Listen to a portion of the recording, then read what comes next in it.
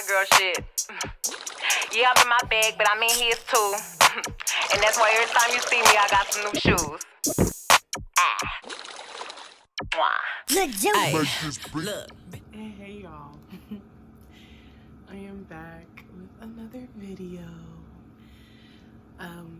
Today's video isn't going to be us get ready with me or anything of the sort. This is more of a serious topic, something that I've been thinking about doing for a while. One of the reasons why I started YouTube. It definitely played a factor in why I started YouTube, to tell my story. I'm sorry if I'm looking around, it's just really hard for me. But you know, join me. Let's get into this well, for me, coffee, not tea, but it's really good. Okay. Can I reel it in? If you guys don't know already, based off of the title, this is going to be trigger sensitive. If you're not up to listen to it for your own personal experience or your own reasons of the sort, you don't have to. A like, even without listening to it, would be just as fine as enough. Here we go. My name is Big Tender, Government Alexis, and I was sexually assaulted. My story is not like what most people, or what most people perceive it to be as when you are sexually assaulted. It wasn't a stranger. It wasn't somebody that I didn't know. It wasn't somebody that mugged me on the side of the street, or I was at a club or something of the sort. It wasn't that. In this video, I want to be as honest and as raw as I possibly can, and try to edit as little as much out. I'm not going to try to be funny, even though I try to deflect from it with my humor. This time I'm not. So I was sexually assaulted, and this is my story. For me,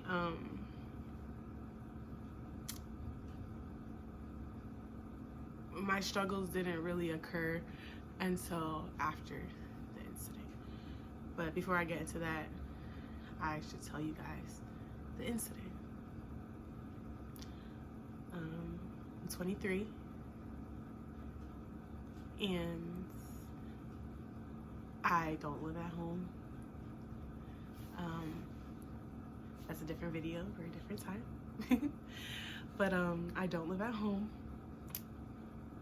When I first moved out, I was renting a room at a house of a friend that I knew that just bought her first house. And I was living my best life, working, enjoying myself. And I was talking to a guy, a platonic relationship. We were friends, I guess, of some sort. We were supposed to meet up a year before I even moved into that new place. So I knew him for about a year. We didn't really meet up, or we was just talking text of the sort, but we didn't meet up face to face because at the time it just didn't work out that way. Even though he didn't really live that far, he probably lived like 45 minutes away. It just didn't work out that way. I was too busy, too much stuff going on at the time. Fast forward to April 2019. I was finally able to meet up with this person.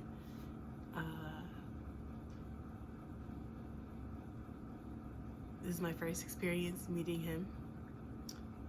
This is why I pray that you guys do watch my story, because I would really hate for this to ever have happened to somebody else. If I could prevent it, this is why I'm doing it and telling my story. One second, reel it on in. Okay, wait. Gotta take my glasses off.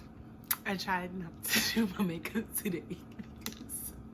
Even though like I have a makeup addiction, I tried not to do my makeup today because I already knew that this was going to happen just because this is how I am whenever I talk about it. Okay, we are back. So like I was saying,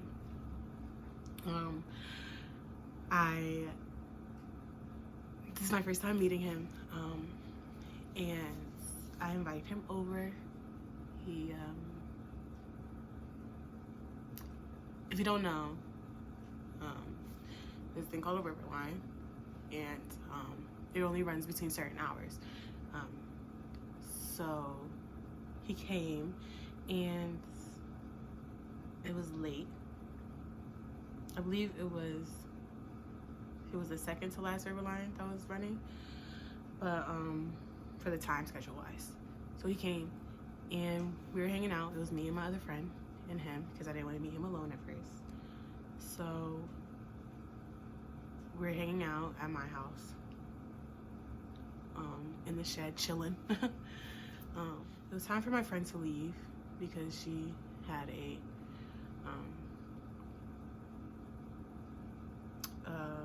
probationary license, so she had to leave. She left, and I told him it's all right because the hour passed already, which means that the last river line already left. I don't want to leave you stranded. You can't just leave, so you can stay here. I allowed him to stay with me for the night, and this is where everything changed.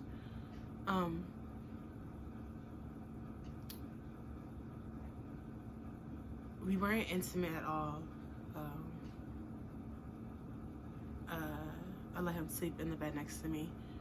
I was fully covered, and when I mean fully covered, I mean sweatpants, long sleeve shirt, literally, and clothes, not pajamas. I was woken up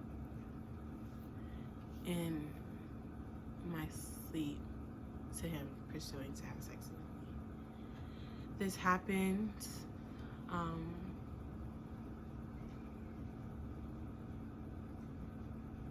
for hours. We were fighting. I was saying no. No was not the answer he wanted to hear. My body literally went into flight or fight, I believe that's what they say. It instantly went into that. My version of survival in that time was to no longer fight him. It got to the point where I could no longer fight him because he was strangling me, and kept trying to, every time I said no, it was beating. He would hit me, or he would strangle me, to the point of, at moments, I felt the grasp of unconsciousness slipping over my body, and then he would stop. If I cried, he was going to hit me. So got to the point that night, early in the morning, late at night, that I just said, fuck it. I'm not going to keep trying to fight you if you're just gonna kill me. I would rather want to live than, in my head at the time, I would rather wanted to live than to have died in that bed. Proceeded to do as he would with me that entire night, repeatedly me saying no. And then I got into the morning.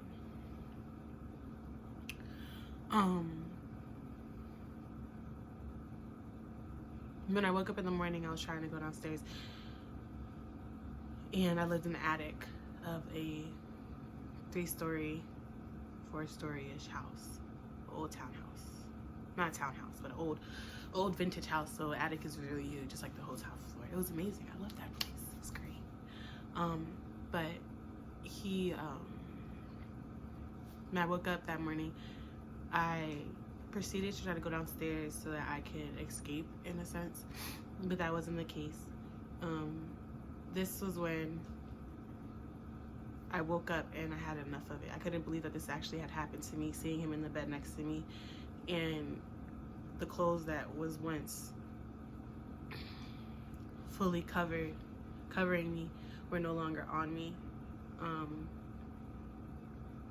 Like, having that realization that this really happens to me now put me in the fight mode. So I was trying to go downstairs, which is, I have my own set of stairs because I was in the attic. I was not allowed to. He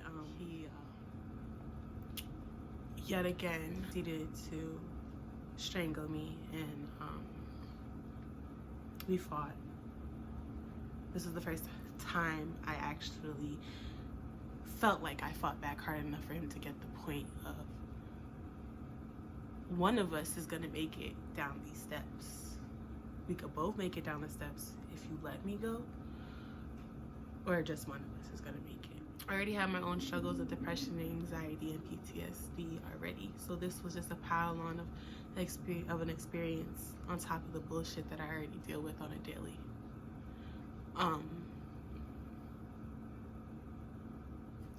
Getting out of that situation, I had to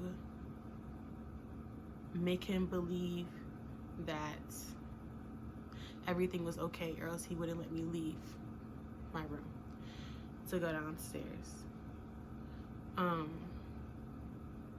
Eventually, I made him believe that everything was okay. Thank God for my mom teaching me psychology and how to analyze people and know when somebody is triggered and not triggered, and see when somebody is fucked up in the head and not, because that's probably the real thing that saved me, knowing how to adapt quickly so that my life wouldn't be threatened anymore.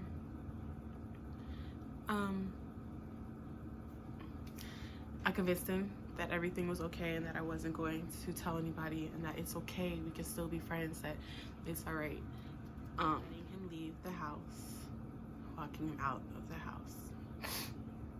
Went back in the house and I instantly collapsed because everything hit me at once. Everything came full circle, and I finally really saw what the fuck just happened. What the fuck did I just endure for 6-7+ hours?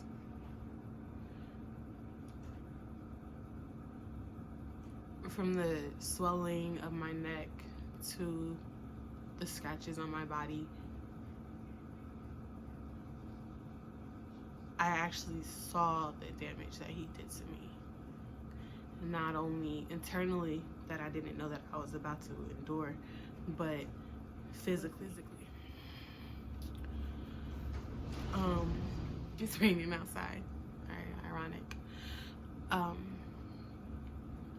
Eventually, I went to the hospital that same day. I called my friends. In the process of what people don't tell you that happens after sexual assault, especially after going to the hospital, going to the police, they don't tell you. This was a process that took all the way until October for it to fully get handled, for him to be incarcerated how he was supposed to be.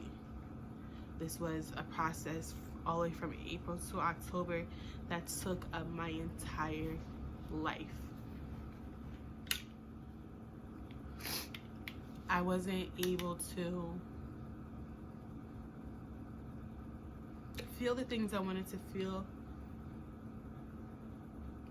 and move how I wanted to move, if that makes sense.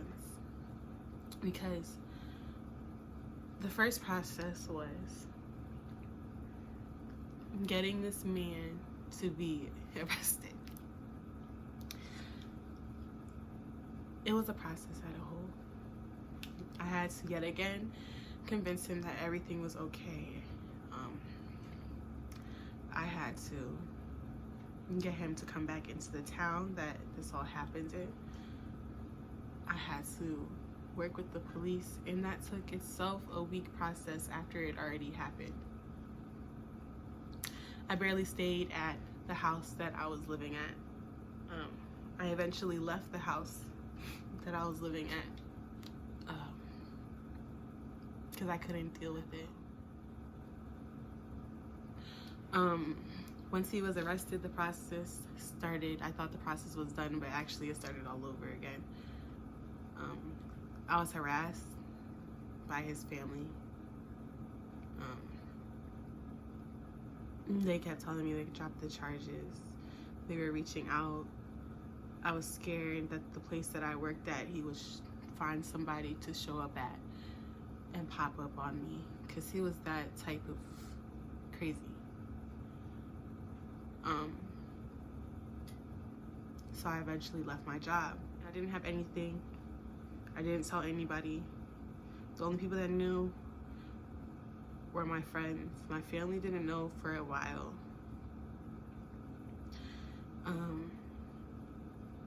It was more so I was embarrassed that this happened to me. I wanted to move out so badly. I wanted to leave my situation at home that I was dealing with so badly and just flourish, that I didn't want my family to think, wow, she moved out on her own. We told her she wasn't ready, and look, this is what happened to her. That how my family raised us was, if things are happening, we more so keep it within ourselves. We don't really express it or tell people. So me expressing what's happening to me isn't something that's easy. It isn't something that's natural for me. But so, fast forward, he got arrested. After he got arrested, it started going into the case process.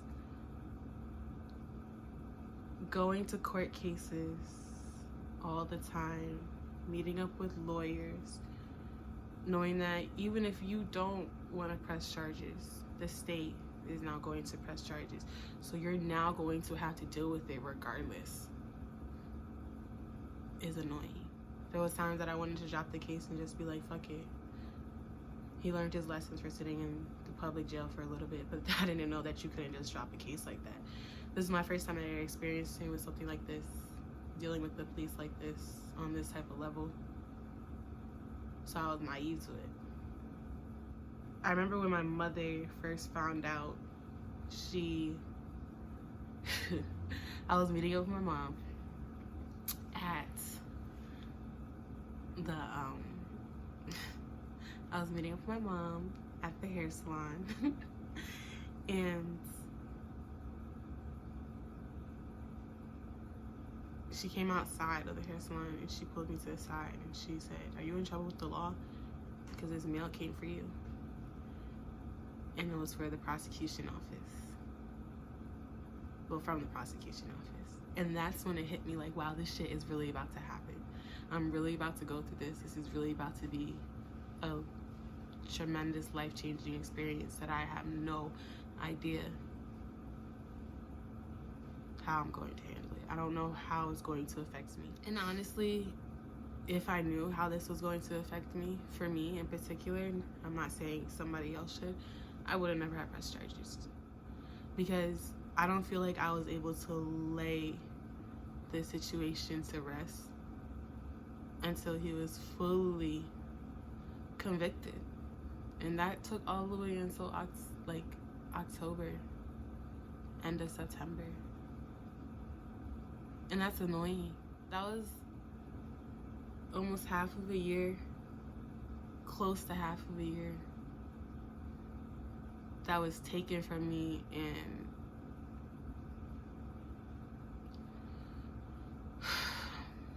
it's just draining. Thank God I did go through it, and I did go to the police, because now he's not ever going to be able to do that to anybody else. He took the plea, which is meaning he knew what he did wrong. He know he fucked up. So he has to sleep with that for the rest of his life. He's gonna have that on his record for the rest of his life. So I feel as though I did a great justice for that, but just the aftermath of everything, it just was draining. I was mentally unstable. I already told you guys I have my own depression and anxiety and PTSD, and it was just draining. I went into the hospital twice this summer. One time I went for long term, and then another time I went because I was scared. I was tired of having to live through the lawyers, tired of having to live through the scars on my body, tired of seeing this event over and over and over again. So I did what I thought was easy, and I tried to commit suicide. It wasn't because of him, it was because I couldn't handle everything that was happening to me at the time. It's not my first time in a mental facility. It probably won't be my last, but that was damn sure my last time trying to kill myself. I will never do that again. I can't see myself doing it again. I have my struggles with it on a daily, other things that I went through in the summer and the struggles that I went through in the summer, and I will eventually get over it and I will eventually heal from this type of pain. But I just want you guys to know that people are going through shit. People go through shit. Don't judge a book by its cover. There's people that you would never have known have been through something traumatic that have changed their outlook on things forever. Changed their outlook on themselves forever. Be there for your strong friends. Be there for your friends that make jokes all the time and constantly have a smile on their face. Because when shit gets hard, shit gets hard.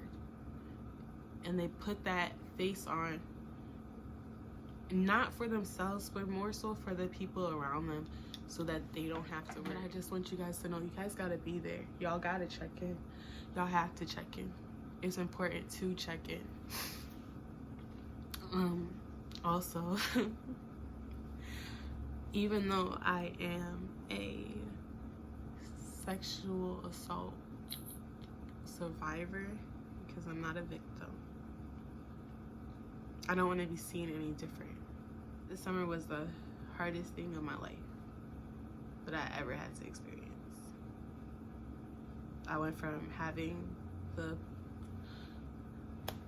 place that I wanted, having peace of mind, to having all that taken from me in an instant. I still haven't regained all that peace of mind that I once had. So I'm telling you guys, just check on your friends. Don't judge a book by its cover. And don't judge me. We all have been through something traumatic. We all have changed through something traumatic. And if you haven't, God bless you. But for the strong, we've all been through something traumatic. Some minors to other, some major. But it's something. It's something that changed us in that instant that we can never get back. Changed our mentality. The situation, even though it broke me, it made me 10 times stronger. Just from the simple fact, I am my own strength. This summer has taught me not to depend on anybody. And in some sense, not to trust a lot of people. Is that a bad lesson? Some people would say yeah. But to myself, like,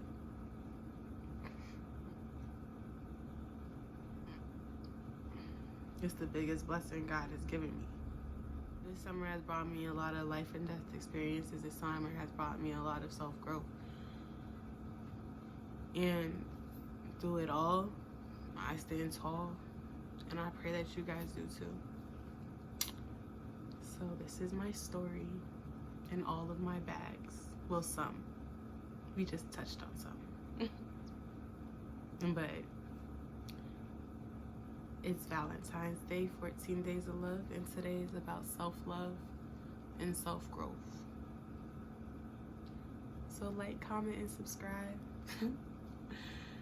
to me, Big Thunder. Bye.